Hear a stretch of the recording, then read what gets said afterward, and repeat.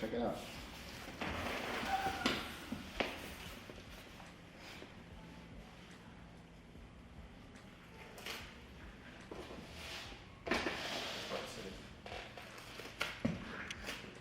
Yeah, when I do the filling on the tail, I'm gonna add like little details in there.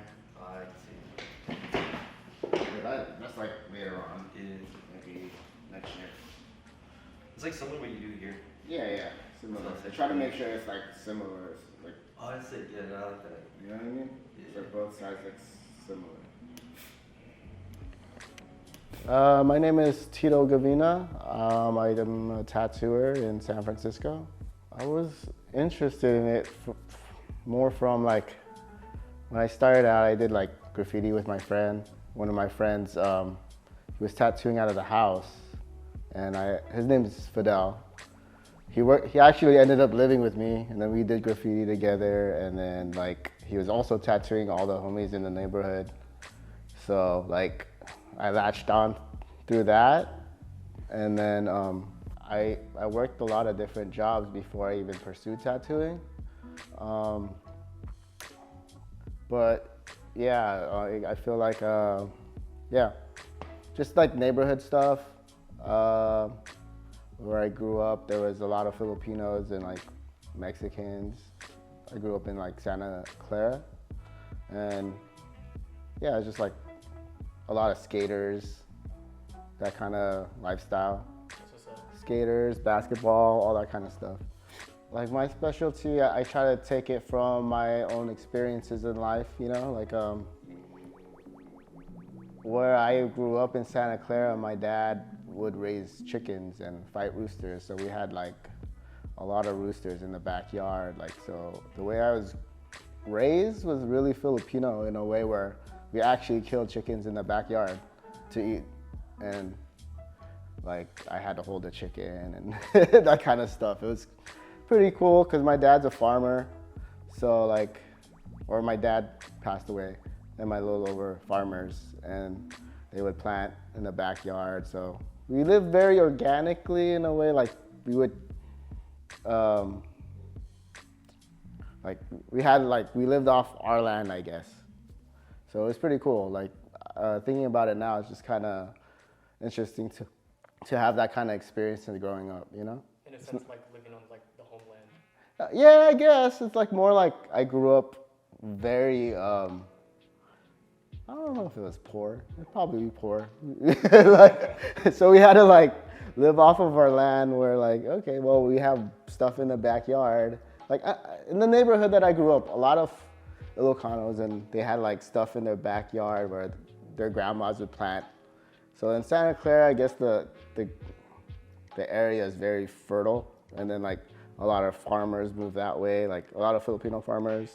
And then from that, it's like we all had like vegetables in the backyard, and we would trade with like cousin or like people down the street. It was interesting because it's like very Filipino community. It's not normal. Like it's not like that. It's not like that no more. Yeah. Yeah. I kind of feel like I take a lot of life experiences for like most of my work is like coming from like my brain. Like when I got into tattooing, I wanted to learn about the craft and the people before me, and like a lot of it is more actually having your own voice, like the ones that stand out. Like there's like really good tattooers out there, perfect tattoo, I'm gonna give you the perfect tattoo, but like some of it doesn't really have the voice, you know what I mean? Like what are you really saying? It's like, are you just trying to be like the next tattooer? Like it's cool, you could have the perfect tattoo, but the meaning of whatever you're trying to portray and say isn't there, you know? But you have a perfect tattoo, which is cool. Perfect tattoo. but like something that has meaning in a voice. Someone's telling the voice through the story. That's where it kind of, and actually translate where like it's relatable, you know what I mean? Like I grew up Filipino American, so you're like, oh, he understands. Like he grew up in the like kind of like suburb area, so like it was somewhat growing up Filipino in the Bay Area. There was still some racism, but it was like a different kind of racism. So you didn't try to be as Filipino as possible, you know? Like I was in ESL, which is weird, but I didn't even speak Tagalog. So it made me not even want to speak it even more because my parents talked to me in like Ilocano, and I'm like, oh, well, since I'm in ESL, I shouldn't even learn this or like learn how to respond to my parents. So it's just like, now I kind of wish I had that language where it's like, it's more like adapting to the area and the Bay Area, you know, like, or just not Bay Area, but America. You kind of like lose the sense of pride of where your family came from because you want to adapt to the lifestyle of America, which is what it is, you know, like in America, it's very like a grind culture, you know, like if you travel and go abroad, you realize that it's more community based versus, you know, over here, it's like we're in San Francisco, so we have to grind hard. Like, I don't even like saying that word. It sounds kind of like cheesy, but we're working hard here. You know what I mean? It's the reality of what we have to go through. Yeah, for sure. To survive, like just to live in, I had to pay $20 for a salad. Crazy. You know what I mean? Stuff like that. That's not normal. No. Not I don't know if I really have a signature piece, but I definitely try to look into like Filipino culture, stories, like something that stands out for me since my dad fought sabong, like just like every weekend we would travel. So I would say my sabong pieces, it catches people's eyes, and you know, because I definitely know what it's like. I've seen it growing up as a kid, like that's how I was raised, like just sabong and fighting, gambling, like a lot of hustlers just fucking doing coke and fucking doing sabong and shit and running from cops, you know? Like as a kid, I was running from cops already, you know? It's weird. So like with graffiti, sabong, that lifestyle is kind of like an outlaw lifestyle of just like kind of similar. You're like behind the scenes, but there's stuff to be seen there. Yeah, most definitely. Yeah, you know? Definitely look into the old school tattooers, like Filipinos. So like, I had to travel to Asia. Like I took like a 6-month trip through Asia. It wasn't just Philippines. I tried to understand what a Filipino was before the Spanish, which then you realize like the Philippines is so many different islands and each region has its own thing.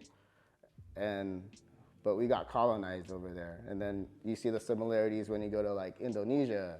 There was actually, before the Spanish came, there was a trade between the Philippines and Indonesia. And then you look at all the other parts of Southeast Asia.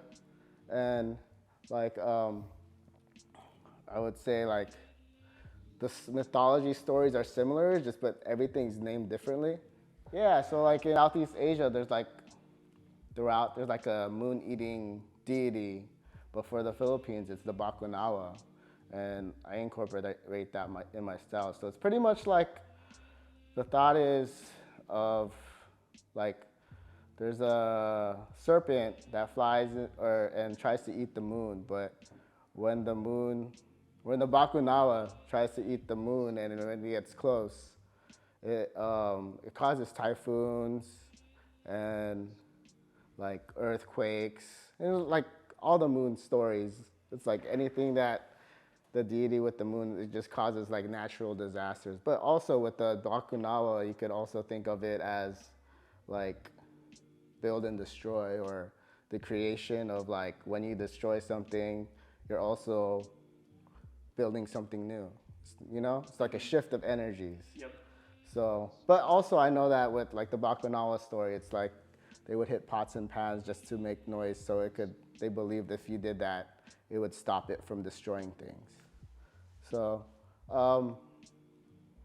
from my travels, that's a lot of my inspiration that I got was from traveling and learning different cultures. You know, like I like different perspectives of seeing the world. You know, it's not just one. Like I know what it is to be American. I know what it is to look like when you go to another community, and it's like there's a reason they live like this. They actually need each other to survive. Over here, it's very individualistic, which isn't bad, but also it's like I think it's the main reason why people have like mental health issues. You know, like you can see what works and what doesn't. You know, but you know you got to have a balance. But yeah, inspiration-wise, just traveling and meeting new people and all that stuff is like what makes me feel inspired to create, you know? And I would say also like learning about my history, like where I came from. My family's from the Philippines, so my family's from the Philippines, and my dad was a farmer, my grandpa was a farmer.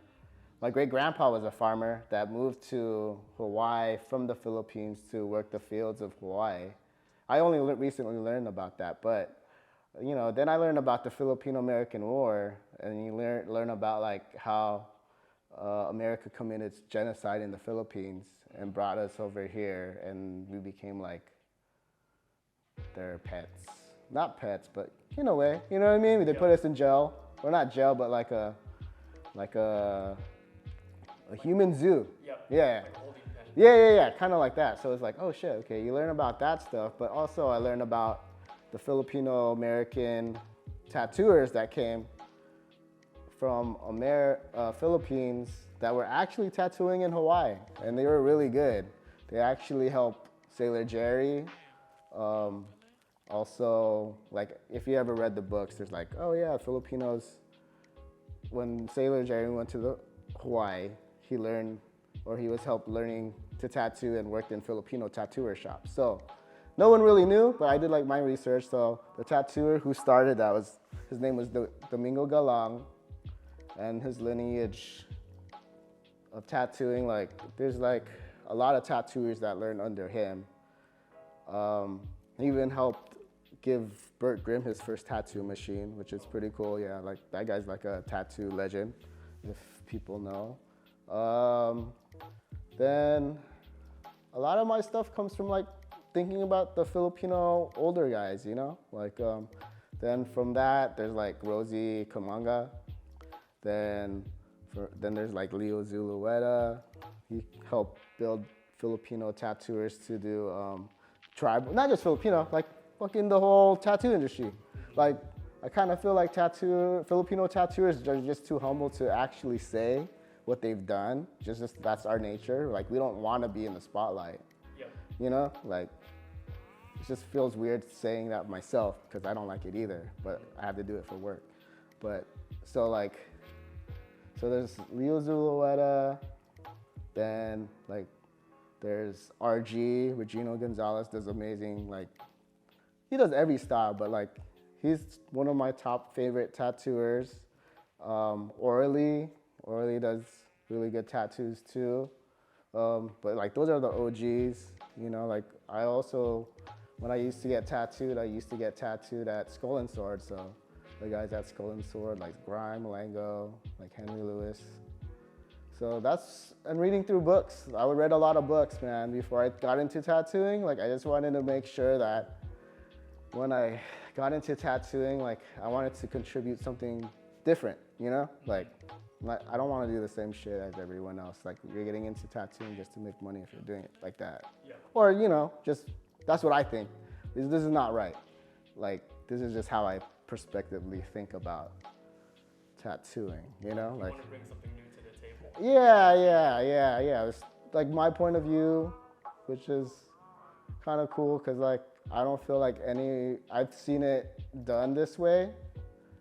Like I've done a lot of research of like just tattooers and reading books. Like I have a lot of books of like just reading stories of tattooers. So yeah, I just wanted to contribute to more the people like me. Like you grew up Filipino American. What's your story? What's it like? What do you remember? And like I definitely feel that with my clients, you know, like when they come to me, it's like, oh, dude, it feels so familiar. Like you're speaking for me. I'm like, I guess so. I don't know. I'm speaking for me, but if you feel that way too, I think we connect in that way because, you know, there's like a disconnect with Filipinos from the Philippines and Filipinos from America, you know, like there's definitely a little rift, but like over here, we still raise Filipino. Yeah. You know what I mean? Like, but we have American values. So. Like at the end of the day. Yeah. Oh, yeah, I think I started doing tattoos from my homie, like I said, Fidel. We worked together. I mean, he worked at a tattoo shop in the city like a long time ago, and I would like hang out a little bit. But I think I actually learned more from like the house because you live with me. You know, I bought my first machine like when I was 21, 22, but I didn't touch it for 5 years. Oh, shit. Yeah, because I was like, I want to make sure that I knew what I was doing. So my dumb ass got it, broke it apart to figure out, and I could never put it back together to fix it. But then I was like, okay, well, fuck it, dude. Like, I just won't. I had the machine, but I also wanted to learn about the history of tattooing before I actually pursue it. Because, like, you know, people don't really appreciate the history before, you know? Like, people just are quick to, like, all right, cool, I'm a tattooer, I'm fucking flashy and shit. But they don't even know the people before them or even their own town, you know? Like, who contributed stuff, you know? Like, that stuff matters just because you respect or you understand that there's a lot of hard work before you even learn what you're supposed to learn, you know? I just hope it doesn't get lost because like there's a lot of really important people, even in the Filipino American community that are like, all right, you know this guy's a legend, you're copying his style, you don't even acknowledge his style, but you're ripping his ass off and you never even thanked him. You know what I mean? Mm-hmm. That's important. It is. You know what I mean? Yep. That's just me though. Like everyone's different. I'm just saying, this is like my perspective on how I view the world. You know? Like respect your elders. Yeah. So like whenever I do something, I definitely try to respect the people that like put in the work. You know, they made your job easier because you're just looking at their shit. You know what I mean? It's bullshit, yeah, but yeah. Yeah, they did. Like, all that shit you see now, it's like, it was laid out there for you. And now you're just like reaping the rewards. But, you know, I'm not even an old tattooer. I haven't been tattooing for hella long, but I feel like there's a little disconnect in like the appreciation of those people that did really good work. And the hard work that was like back then, how hard it was to get into tattooing was like, it took me that long because I was also scared to get into like a tattoo shop and, you know, like it wasn't as easy as it is now where you could just go on Amazon, buy a pen, now you're a fucking TikTok tattooer. You know what I mean? And doing dances and shit. Yeah. I could dance, but I don't want to. I would say my challenges are, honestly, like, I think a lot of the challenges was in the beginning. You know, you really doubt yourself. But I think how well you prepare, like for me, I was really obsessed like with tattooing. It was like, I realized when I got into a shop and like, I wrote a lot of notes. I don't know if it was even normal. Like, cause like I see younger people come in, I'm like, oh, you're not even writing notes. You're not taking note of like anything going on. You just know it all of a sudden. Like, I would like fucking write hella notes. Like, what the fuck? Like, even if it was like, didn't make any sense. Mm-hmm. But for me, it did. Or, you know what I mean? I was just like really writing notes and trying to figure it out because it was so hard. Like learning your machine. Your machine could fuck you up. Knowing the ink. All that stuff, like the needle, the rubber bands, like it's not like how it is now where it's like wireless. So even having the wrong power supply could fuck you up. Your clip cord, like it was really hard. You know, like then you gotta figure out the mechanics and like that's more of the craftsmanship of the tattooing beforehand. Like, but now it's a little easier, which is, I like having a mix of both. you know, like I know how my machines work, and that was the beginning part, learning your machines. And I also still have this problem where I always buy new machines, so like that's always an ongoing thing. It's always a challenge. It never gets easier, you know, like it's always like people think the more work I want to do a bodysuit, and it's gonna get harder, you know what I mean? It's not gonna get easier if you want to go bigger. You have to learn about the people, how much pain they could take, understand your clients, be in tune with them, you know? Like for me, I like to like actually have conversations with my clients and be like, hey, you good? You know what I mean? So for me, it's more like there's obstacles in that. Like, so if you want more out of it, you have to work harder at a tattoo. Like, you know what I mean? Like, just because you want it doesn't mean you really could do it. Yeah. You know what I mean? Like, you could be like, I want to do all this stuff, but the amount of work that you really have to do is hard. And there's more work. And then on top of that, you gotta know how to communicate with people, and like teaching them and educating them on why to get a better piece. You know, that takes a while. So like you gotta actually teach them why this tattoo looks better this way, and instead of getting it this small with like 5 ideas, you're like, actually that sounds like 2 sleeves. You know what I mean? Like, so it's like that's the hard part in a way, where you have to educate your clients to know to get good pieces. Then you're like, sometimes you're just working too much, and then you know, like it's a lot of work. But I don't think it's really an obstacle, I guess. It's just like a normal routine. Yeah. It's like once you're in the habit, it's your life. It's like a craft. Any craft, you're like, all right, well, it's gonna get harder. The more money, I don't have to sound like big, but more money, more problems. But like, the more work that you're wanting to do, the more stress of amount of work you have to do. Yep. So pretty much you're wishing for all these things, and then when it comes to you, are you prepared for it? So for me, I think I prepared for myself to be this busy, or like, you know, do the amount of work. Like, you have to mentally prepare yourself in a way where, like, if you ask for it, you know, there's gonna be things that you're not gonna be able to do on the weekends, and you know, like, this is the life, this is your pursuit, whatever you're pursuing, you know, like the actual challenge is the day-to-day, you know, of doing the normal routine. Yeah. You know what I mean? You don't, like, the reward part's not really a reward. It's like people visualize you like, oh, cool, you got all these things on Instagram. But it's like, no, I don't really think of it that way. It's like, it's my work, I did it, but I'm still working on it. Like, I'm trying to get better from the last one. So it's always, It's just consistent. yeah. It's like it never ends. Which is still cool though, you know. I like my job. And that's like that's what everyone wants, right? Yeah. That they eventually will love their job. Yeah, definitely, for sure.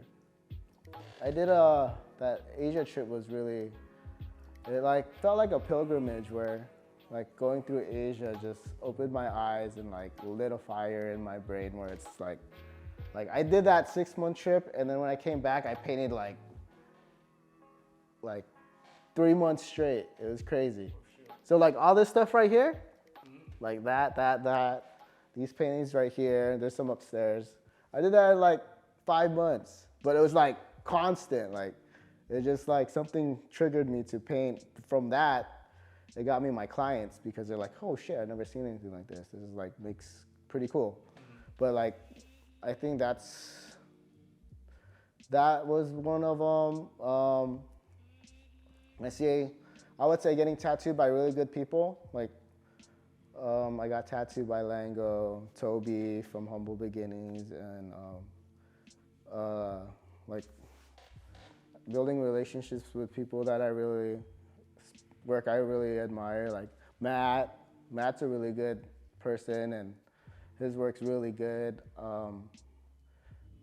RG, he's doing my back, so like his work's very inspiring. If you've never heard of a RG's like one of the OG Filipino tattooers, like from back in the day before it was like maybe 90s. Oh, okay. Yeah.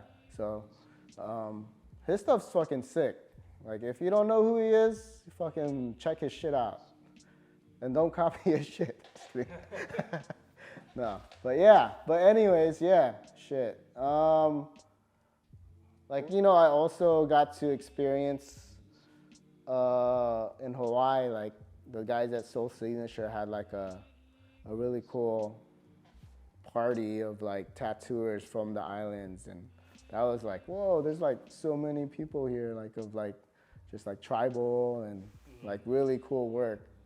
So that experience was just recent too. So that, maybe traveling to the Philippines and tattooing out over there in Thailand, like the homies from like what was it?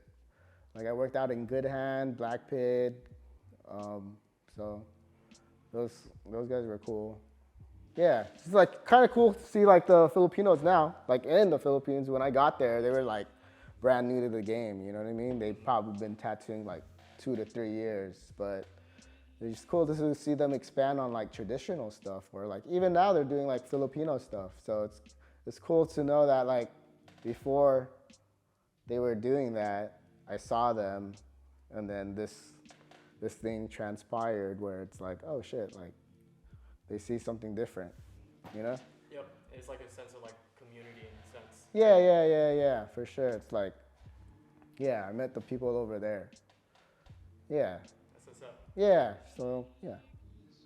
Okay, for the last question, if there is anyone out there who wants to pursue this, what would be your advice to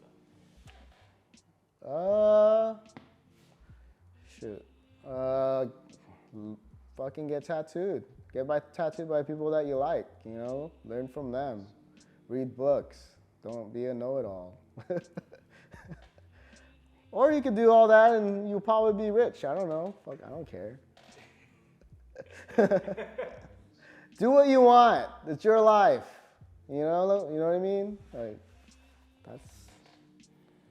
I don't know. If they're pursuing this, like, make sure that you're dedicated.